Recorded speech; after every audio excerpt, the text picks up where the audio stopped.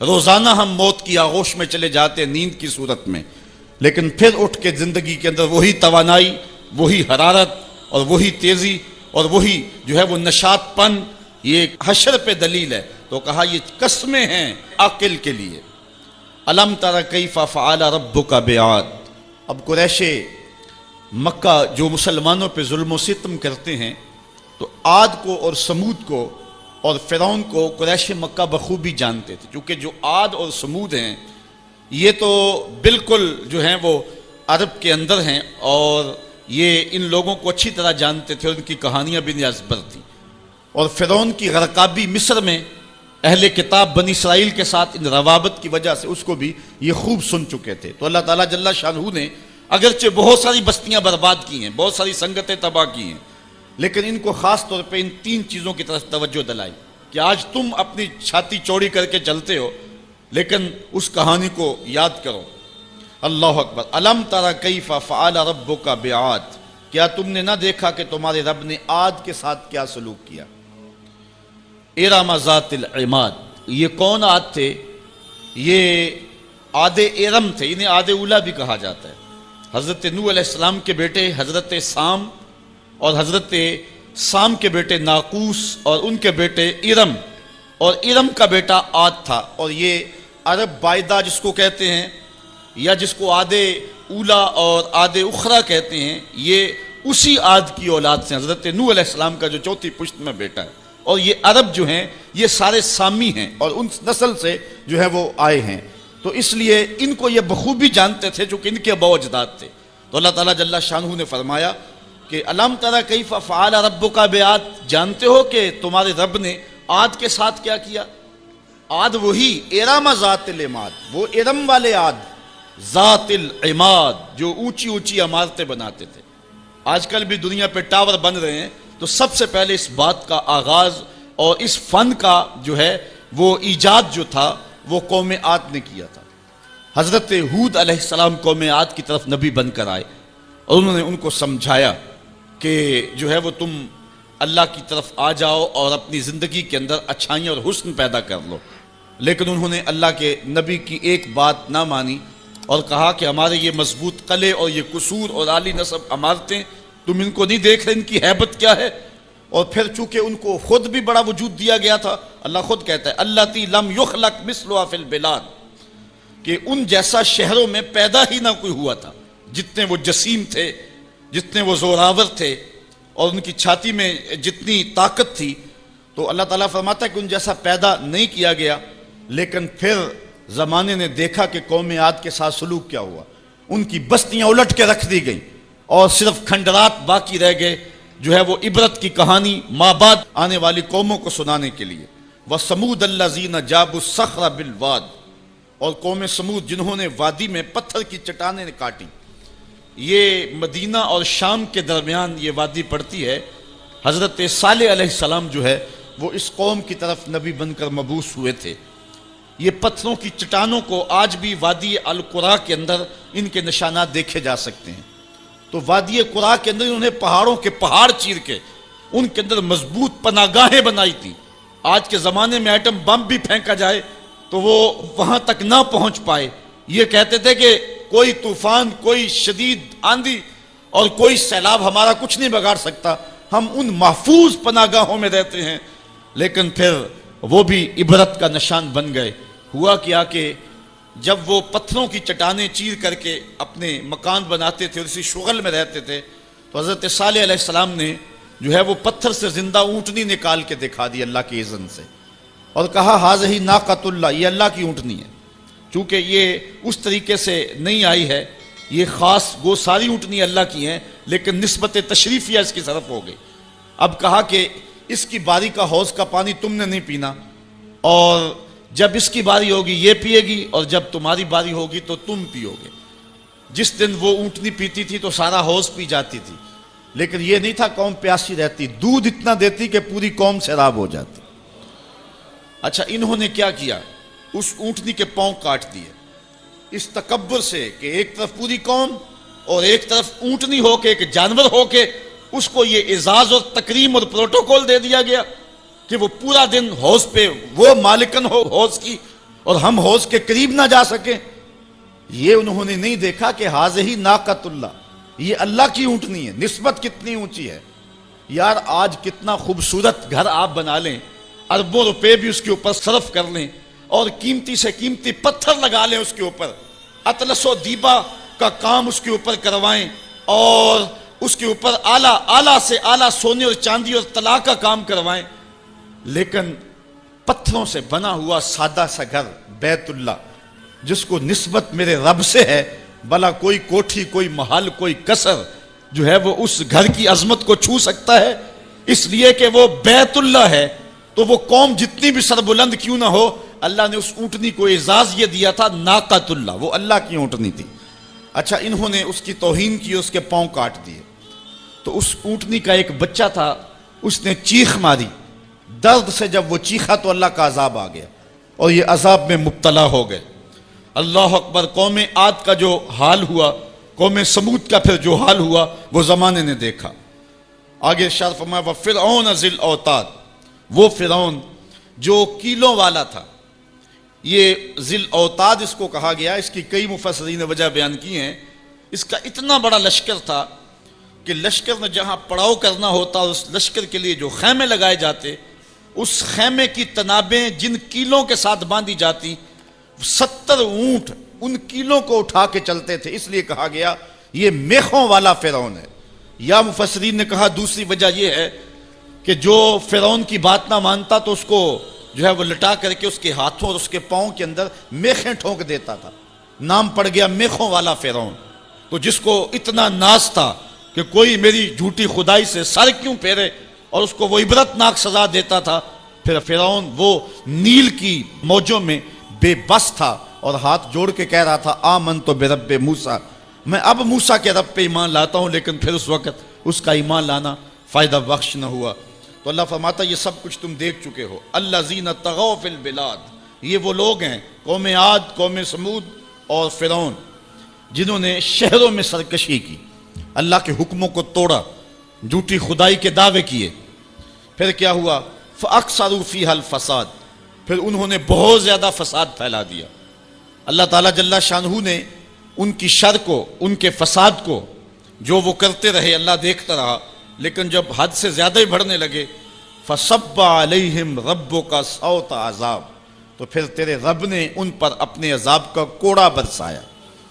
پھر جو ان کا حال ہوا، اللہ اکبر، ان ربک لبالمرصاد، بے شک تمہارے رب کی نظر سے کچھ غائب نہیں ہے، تمہارا رب تمہارے ایک ایک عمل کو، ایک ایک کرتوت کو دیکھ رہا ہے۔ اے قریش مکہ، تم کیا ہو، تمہاری کیا حیثیت ہے؟ عاد و سمود کی بستیاں تمہارے رب نے الٹ کے رکھ دی، تمہارے رب نے فرعون جس کو جھوٹی خدائی کا گھمنڈ تھا، لشکر سمیت نیل کی موجوں میں ڈبو دیا، تو کیا تم باقی رہو گے؟ اس لیے ان کہانیوں کو بیان کیا۔ فَصَبَّ عَلَيْهِمْ رَبُّكَ صَوْتَ عذاب إِنَّ رَبَّكَ لَبِالْمِرْصَادِ۔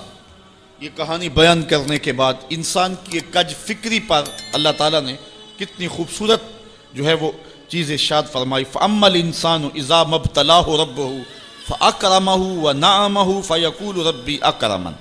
انسان کی فطرت ہے، جب اللہ تعالیٰ اس کو رزق دیتا ہے، دولت کے دروازے اس کے لیے کھولتا ہے، اس کو جاہ و منصب ملتا ہے، اور یہ اللہ تعالیٰ اس کو جاہ و منصب دے کے، دولت دے کے، اس کو پیسہ روپیہ دے کے اس کی آزمائش کرتا ہے، لیکن اس کو آزمائش نہیں سمجھتا۔ فَيَقُولُ، وہ کہتا ہے ربی اکرمن، میرے رب نے مجھے عزت دی ہے، وہ اس کو عزت سمجھ لیتا ہے اور کہتا ہے کہ میں اللہ کا محبوب ہوں، مجھے اللہ پسند کرتا ہے تو اس لیے مجھے دولت دی ہے، ورنہ میں غربت کی چکی میں پس رہا ہوتا۔ وہ دولت کو جو ہے وہ عزت سمجھتا ہے، حالانکہ اللہ نے بطور آزمائش اس کو دولت دی ہے۔ جب کسی بندے کو پوچھا جائے نا بتا کیا حال ہے، تو اگر اس کے پاس دولت کے انبار، وہ کہتا ہے بڑا فضل ہے اللہ کا۔ اچھا کیا فضل ہے اللہ کا؟ تو تہجد کی نماز بھی پڑھنے لگ گیا؟ نہیں، میں تو 5 بھی نہیں پڑھتا۔ اچھا کیا فضل ہے کہ اللہ نے تجھے یہ کرم کر دیا کہ تیری زبان پہ جھوٹ نہیں آتا؟ نہیں، میں تو صبح و شام جھوٹ بولتا ہوں، ٹیکس بھی چوری کرتا ہوں، میں تو سب کچھ کرتا ہوں، تو پھر کیا فضل ہے؟ کہتا ہے مجھے دولت دے دی گئی۔ تو یہ انسان کی فطرت ہے کہ دولت جو مل جائے اس کو تو اس کو فضل الہی سمجھتا ہے، وہ ناجائز طریقے سے بھی لے تو اس کو بھی فضل سمجھتا ہے۔ کبھی آپ نے دیکھا ہوگا کہ سراسر کمائی حرام کی ہے، ناجائز فروشی کے ساتھ، رشوت کے ساتھ اور کیا کیا دھندے کے ساتھ اس نے جو ہے وہ دولت کمائی اور عالی نسب کوٹھی بنا کے اوپر لکھ دیا ھذا من فضل ربی، یہ میرے رب کا فضل ہے۔ حالانکہ یہ تو قہر تھا، آزمائش تھی اس کے اوپر، لیکن وہ شیطان نے اس کو جس راستے پہ لگایا اور شیطانی دھندے کے ساتھ جو اس نے دولت کمائی، اس کو بھی یہ فضل ربی قرار دے رہا ہے اور سمجھتا ہے کہ واقعی میں رب کا فضل ہے۔ نہیں، اللہ فرماتا ہے ایسا نہیں ہے، یہ اس کی کج فکری ہے۔ فضل یہ نہیں ہے کہ کسی کو دولت دے دی جائے، فضل یہ ہے کسی کو تہجد کے سجدوں کی توفیق دے دی جائے، فضل یہ ہے کسی کے سینے کے اندر ایمان کا چراغاں کر دیا جائے، فضل یہ ہے کہ کوئی شخص جھوٹ بولنا چاہے بھی ایک غیبی طاقت زبان کو پکڑ لے، میرے بندے تو محمد عربی کا نوکر ہے اور محمد عربی صادق بھی تھا، امین بھی تھا، تو جھوٹ بولنا اچھا لگتا ہے تو وہ جھوٹ بولنا چاہے بھی تو نہ بول سکے۔ یہ ہے رب کا فضل، یہ ہے رب کی کرم نوازی اور یہ ہے رب کے رحم کا انداز۔ لیکن انسان کی کج فکری ہے، اللہ آزماتا ہے اس کو دولت دے کے، حالانکہ دولت کی آزمائش بہت ڈاڈی آزمائش ہے۔ حضرت عبداللہ ابن مبارک کہتے ہیں ہمیں غربت سے بھی آزمایا گیا اور دولت سے بھی آزمایا گیا۔ غربت کی آزمائش میں تو ہم پورے نکلے، لیکن دولت کی آزمائش میں ہم پورے نہ نکل سکے۔ یہ آزمائش زیادہ سخت آزمائش ہے، لیکن فیقول، بندہ کہتا ہے ربی اکرمن، میرے رب نے مجھے عزت دے دی ہے۔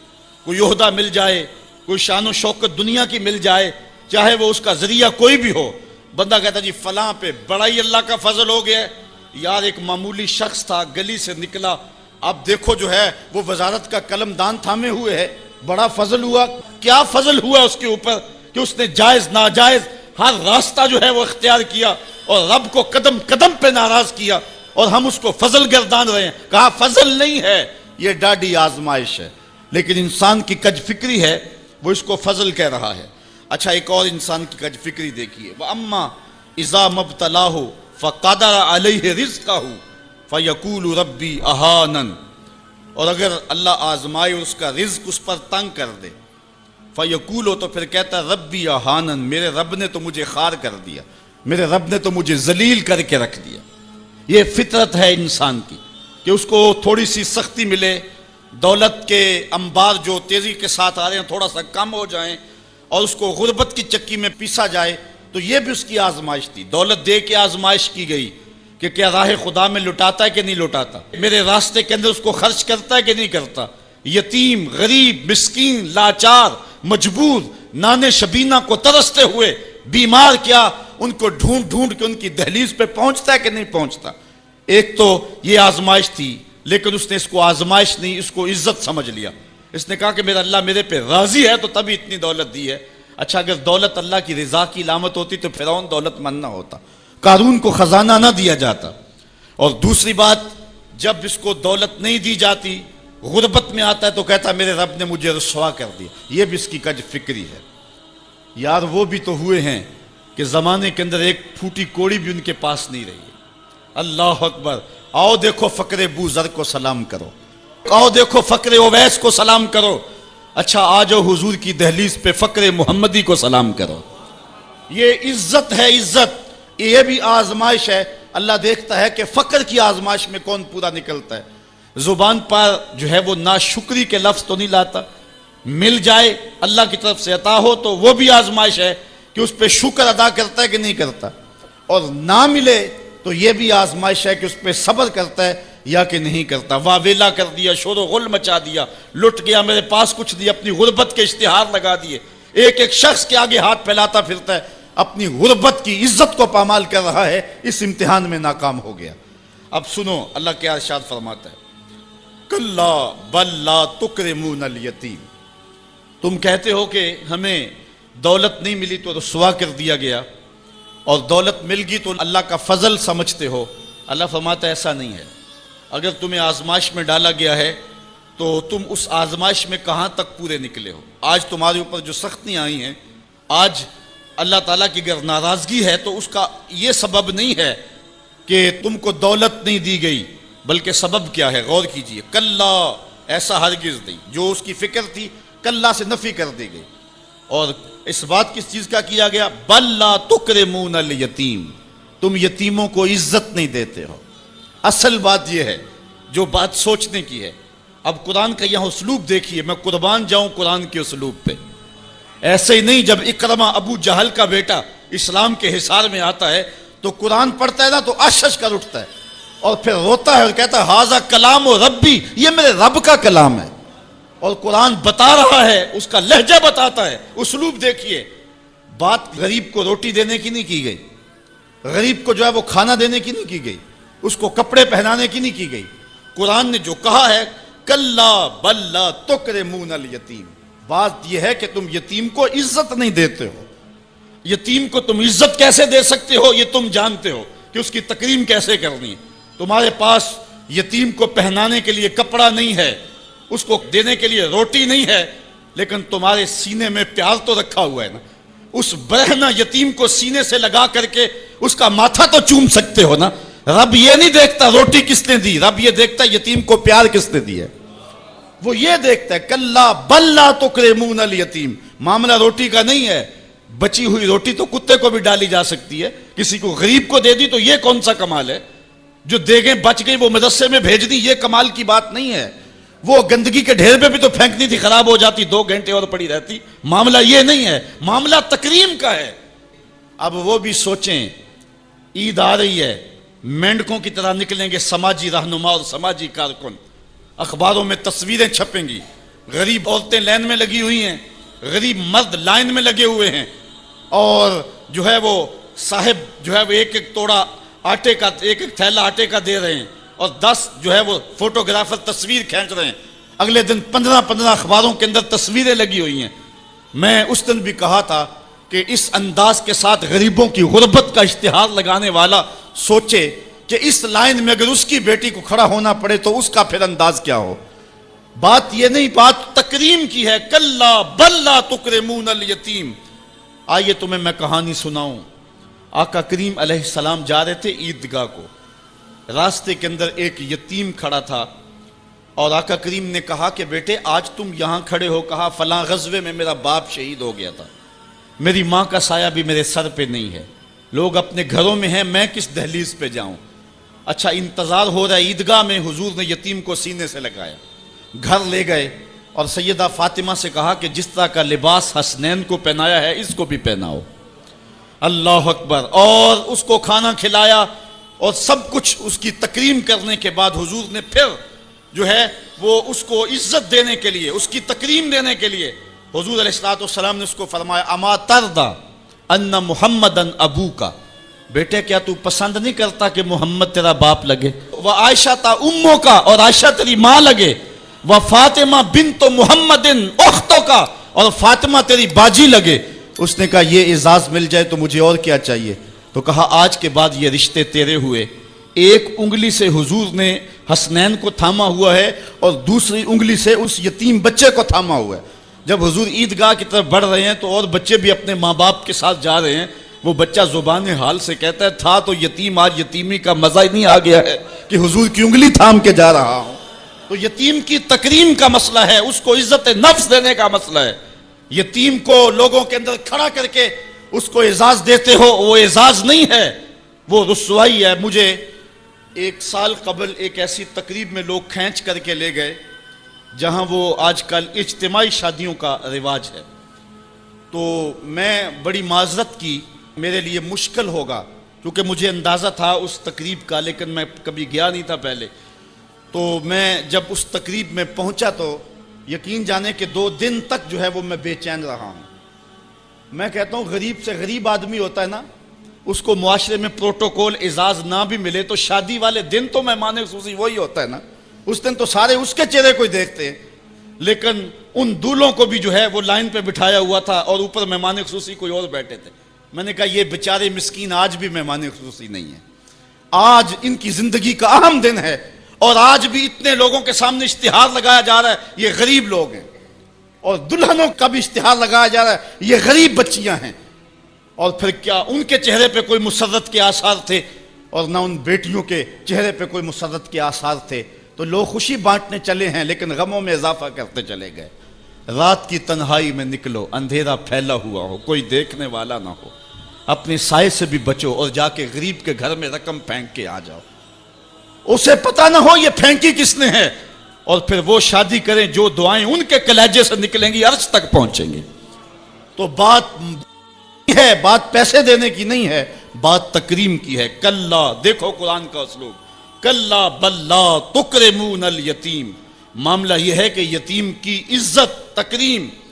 میرے اور آپ کے آقا مولا نے تو یہاں تک فرمایا جب بچے اکٹھے کھیل رہے ہوں، تمہارا بچہ بھی ان بچوں میں کھیل رہا ہو تو بچے کو بیٹا کہہ کے آواز نہ دو، اس کا نام لے کے پکارو۔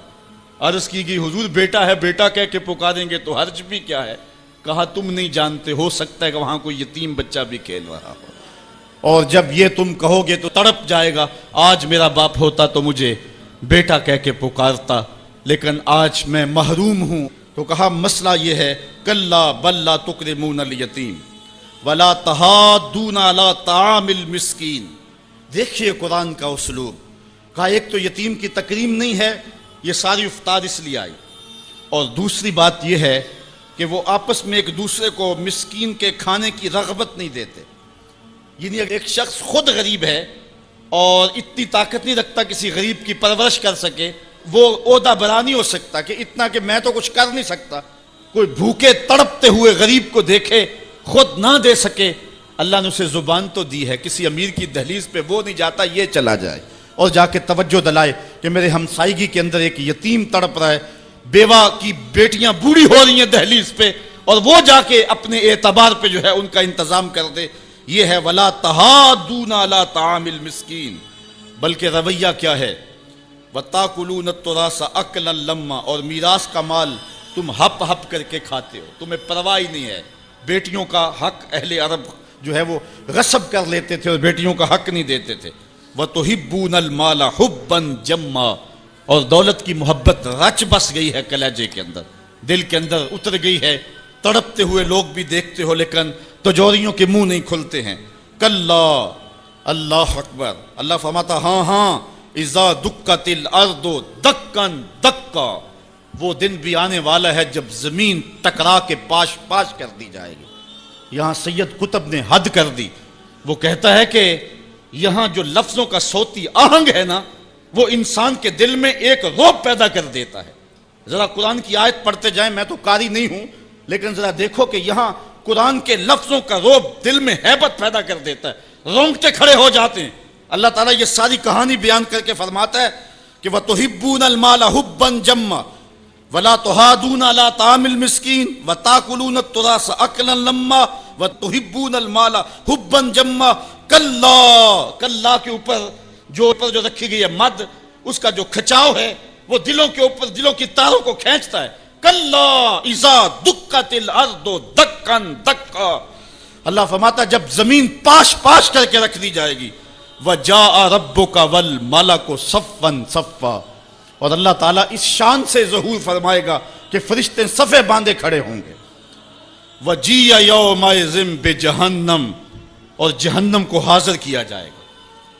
فرمایا کہ 70,000 زنجیریں ڈال کر کے جہنم کو حشر کے میدان میں لایا جائے گا، ہر زنجیر کے ساتھ جو ہے وہ 70,000 فرشتے ہوں گے، اور عرش کی بائیں جانب جہنم کو لا کے رکھ دیا جائے گا، اس کے کھولنے کی آواز آ رہی ہوگی۔ راوی کہتا ہے کہ جب حضور علیہ السلام نے اس آیت کو تلاوت کیا تو حضور کے چہرے کا رنگ بدل گیا، اور عجیب حضور علیہ السلام کی حالت ہو گئی کہ حضور علیہ السلام کا لون متغیر ہو گیا۔ یہ لفظوں کا جو صوتی آہنگ ہے وہ کلیجے پھاڑ دینے والا ہے اور انسان کو گمراہیوں سے نکال کے ہدایت کے رستے پہ ڈالنے والا ہے۔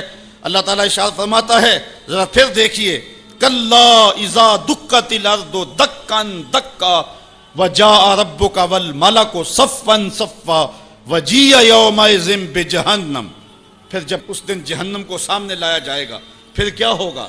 انسانوں کے رونگٹے کھڑے ہوں گے، پھر ایک دم ماضی کی سکرین جو ہے وہ سامنے آئے گی، وہ برائیاں کی، وہ داد عیش دیے، وہ جو کچھ کیا سب کچھ سامنے آ جائے گا۔ یومئذ یتذکر الانسان، اس دن آدمی سوچے گا، وَأَنَّ لَهُ الذِّکْرَى، اور اب سوچ کا وقت گزر چکا ہوگا۔ اس دن انسان کو بہت کچھ یاد آئے گا، اس وقت خیال کرے گا کاش میں یہ کر لیا ہوتا، میں یہ کر لیا ہوتا۔ وَأَنَّ لَهُ الذِّکْرَى، اب اس کو سوچنے کا وقت کہاں، اب اس کا فائدہ کہاں؟ وہ گھڑیاں، وہ لمحے، وہ ساعتیں اب اس کے لیے حسرت کو بڑھانے والے ہوں گے۔ وقت پر کافی ہے ایک قطرہ بھی آب خوش ہنگام کا، جل گیا جب کھیت برسا می تو پھر کس کام کا۔ اس دن پھر بندہ سوچے گا۔ سنو قرآن کا آہنگ، یقولو یا لیتنی قدمت لحیاتی، وہ کہے گا کہ ہائے کسی طرح میں نے جیتے جی نیکی آگے بھیجی ہوتی، زندگی کو میں نے مقصد میں، مصرف میں، کسی کام میں اور کسی جو ہے وہ مقصد میں لگا دیا ہوتا، اور زندگی کا سرمایہ وہاں میں یہاں کے لیے بھیجا ہوتا۔ فَيَوْمَئِذٍ لَّا يُعَذِّبُ عَذَابَهُ أَحَدٌ، اللہ تعالیٰ اس دن جو عذاب دے گا کبھی کسی نے ایسا عذاب دیا نہیں ہوگا جو وہ دے گا۔ اللہ اکبر۔ وَلَا يُوثِقُ وَثَاقَهُ أَحَدٌ، اور اس کا سا باندھنا کوئی نہیں باندھتا جس طرح کہ وہ باندھے گا۔ اچھا، جب جہنم کو حشر کے میدان میں لایا جائے گا تو عرش کی بائیں جانب جہنم کو رکھا جائے گا، اور اللہ تعالیٰ جل شانہ جو ہے وہ پورے قہر و جلال میں ہوگا، تو جو برے لوگ ہوں گے ان کا پتا تو پانی ہو ہی رہا ہوگا، وہ تو کہیں گے کہ یا لیتنی قدمت لحیاتی، لیکن جو نیکوکار ہیں ان کا دل بھی ڈول رہا ہوگا، کیونکہ بڑے خطرناک جو ہے وہ لمحے ہوں گے۔ ہمارے ایک ٹیچر ہوا کرتے تھے ریاضی کے، تو وہ بڑے جلالی ہوتے تھے۔ کبھی ہمارا ٹیسٹ لیتے نا تو دوسرے دن جب وہ آتے نا پیریڈ میں، تو باوجود پتا ہوتا کہ سوال ٹھیک ہم نے کیے ہوئے، بعد میں چیک بھی کیے ہوتے، لیکن جب وہ ڈنڈا لے کے داخل ہوتے تو سب کے پتے پانی ہوتے، پتہ نہیں کس کی جو ہے وہ کم بختی آ گئی ہے۔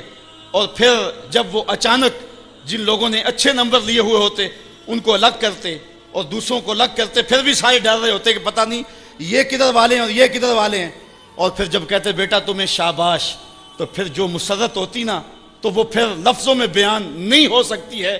اللہ تعالیٰ فرماتا ہے کہ اس دن پھر کیسا منظر ہوگا، ذرا غور کیجئے کہ جہنم سامنے ہے، اللہ پورے جلال پہ ہے، اور نیکوکار بھی بدکار بھی کھڑے ہیں، کلیجے سینے میں کانپ رہے ہیں۔ پھر اللہ تعالیٰ جو نیکوکاروں کا ان کو الگ کیا کر کے کہے گا، ایک نغمہ نہیں چھڑ جائے گا، یا ایتھا النفس المطمئنہ، اے مطمئن نفس، اے اطمینان والی جانو، ارجعی الی ربک، تم رب کی طرف آ جاؤ، تم اپنے رب کی طرف آ جاؤ، راضیۃ مرضیہ، اس حال میں تمہارا رب تم پہ راضی ہے اور تم اپنے رب پہ راضی ہو۔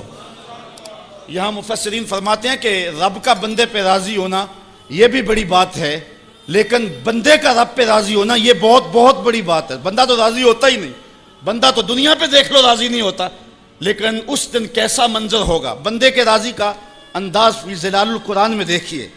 یا ایتھا النفس المطمئنہ، المطمئنہ الی ربہا، المطمئنہ الی طریقہا، المطمئنہ الی قدر اللہ بہا، المطمئنہ فی السراء والضراء وفی البسط والقبض والمنع والعطاء، یعنی تو میرے پہ راضی ہوا، میں نے دکھ دیا تو پھر بھی راضی تھا، میں نے سکھ دیا تو پھر بھی راضی تھا، کڑکتی دھوپ تھی تو پھر بھی راضی تھا، برستی بارش تھی تو پھر بھی راضی تھا، تجھے غربت کے چکی میں پیسا گیا تو پھر بھی راضی تھا، اور تجھے امارت دی گئی تو پھر بھی راضی تھا، میرے بندے تجھے کربلا میں رکھا گیا پھر بھی راضی تھا، اور تجھے فتح مکہ کی شان دکھائی گئی تو پھر بھی راضی تھا۔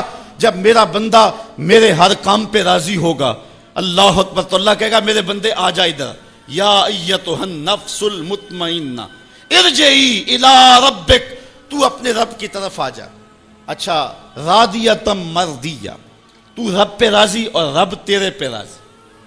حضور علیہ السلام نے ارشاد فرمایا کہ جب اللہ اپنے خاص بندوں کو جنت عطا کر دے گا تو اللہ تعالیٰ بندوں کو کہے گا کہ اے میرے بندو، کیا تم میرے اوپر راضی ہو؟ تو بندے کہیں گے مالک وما لنا، ہمیں کیا ہے، ہم کیوں راضی نہیں ہو سکتے۔ بندوں کو تو تصور بھی نہیں ہوگا جو جنت میں ملے گا۔ ایک بندے کی آرزو ہو کہ اسے 2.5 مرلے کا پلاٹ مل جائے تو اس کو کوئی 50 مربع الاٹ کر دے تو وہ تو خوشی سے پاگل ہو جائے گا، تو بندے کو تو تصور بھی نہیں ہوگا۔ حضور نے ارشاد فرمایا سب سے آخر میں جو شخص جنت میں جائے گا میں اس شخص کو جانتا ہوں، جہنم کے رگڑے سے کہ جب باہر نکلے گا نا تو اللہ تعالیٰ اس کو بلائے گا، کہے گا بندے بتا کیا مانگتا ہے۔ بندے نے زندگی میں کئی منصوبے بنائے ہوتے ہیں کہ یار یہ مل جائے، ساری زندگی میں خواہشیں تو پوری نہیں ہوتی۔ وہ غالب نے کہا تھا ہزاروں خواہشیں ایسی کہ ہر خواہش پہ دم نکلے، بہت نکلے میرے ارمان لیکن پھر بھی کم نکلے۔ وہ جتنی آرزویں کبھی بھی زندگی میں آئی ہوئی ہوں گی وہ کہے گا مالک یہ بھی دے دے، یہ بھی دے دے۔ اللہ کہے گا لَکَ مَا تَمَنَّیْتَ، اچھا جو تو نے مانگا میں نے تجھے سب کچھ دے دیا۔ بندہ تو اس پہ راضی ہوگا. اللہ فرماتا ہے یہ تو تو نے مانگا میں نے دیا نا. اس کے علاوہ جتنی زمین ہے یہ 7 بر اعظموں پہ پھیلی, اس سے 10 گنا زمین بھی جنت میں تجھے الاٹ کر دی. بندہ کہے گا یا رب اتسخر وانت المالک, مالک تو بادشاہ ہو کے مجھ سے مذاق کر رہے. بندے کے تو گمان میں نہیں ہوگا کہ اتنا کچھ ملے گا. جب یہ بات حضور نے بیان فرمائی, فضاحک النبی حتی بدت انیابہ, حضور اتنا مسکرائے کہ حضور کی داڑھیں نظر آنے لگی. اس کو تو یہ گمان تھا کہ برابر برابر بھی چھوٹ دوں تو جنت میں کسی دروازے کی چوکیداری بھی مل جائے تو غنیمت ہے. اتنی تو دولت جو ہے وہ اوباما کے پاس بھی نہیں ہے, پوری دنیا کے مالیاتی اداروں کے پاس بھی نہیں ہے. اتنی حکومت تو کائنات میں کسی حکمران نے نہیں کی ہے. جتنا تخت و تاج کا مالک اس سب سے آخری شخص کو بنا دیا جائے گا. جب سب سے کم پراپرٹی جنت میں جس کی ہے وہ اتنی جگہ کا مالک ہوگا, پھر داتا گنج بخش علی حجویری کی جاگیروں کا عالم کیا ہوگا, پھر انبیاء کی جاگیروں کا عالم کیا ہوگا, امام الانبیاء کی جاگیروں کا عالم کیا ہوگا. اتنا کچھ دینے کے بعد میرے بندے کیا تم میرے پہ راضی ہو؟ اللہ تعالیٰ جب بندوں سے پوچھے گا تو بندے کہے گے مالک ہمیں کیا ہوا کہ ہم راضی نہ ہو, ہم تو جو ہے وہ پھولے نہیں سما رہے. تو اللہ تعالیٰ فرمائے گا تمہیں ایک اور چیز دینے لگا ہوں. تو بندے جنت میں کسی کمی کو محسوس نہیں کریں گے, کہیں گے مالک اور کیا چیز رہ گئی ہے. تو اللہ تعالیٰ فرمائے گا بندو وہ چیز یہ ہے کہ میں تمہارے اوپر راضی ہو گیا ہوں, اب کبھی بھی ناراض نہیں ہوں گا. تو پھر جو مسرت ہوگی وہ دیدنی ہوگی. یا ایتھا النفس المطمئنہ ارجعی الی ربک راضیۃ مرضیہ فادخلی فی عبادی, میرے خاص بندوں میں داخل ہو جا, وادخلی جنتی, اور میری جنت میں داخل ہو جا. سورۃ الفجر انسان کو کھینچ کر کے مالک کی دہلیز پہ لے آتی ہے, اور نفس مطمئنہ جو ہر حال میں اللہ پہ راضی ہو. میں نے ایک روایت میں پڑھا ہے کہ جو حضرت مولا کائنات سید علی المرتضیٰ سے مروی ہے, فرماتے ہیں کہ جو شخص اللہ کے عطا کردہ تھوڑے رزق پہ راضی ہو گیا, اللہ قیامت کے دن اس کے تھوڑے عملوں پہ راضی ہو جائے گا. تو آج اس پہ راضی ہو جاؤ, وہ تم پہ راضی ہو جائے گا. رانا تھوڑا دے گیو سانو اتے پا گیو اے وچ فکراں,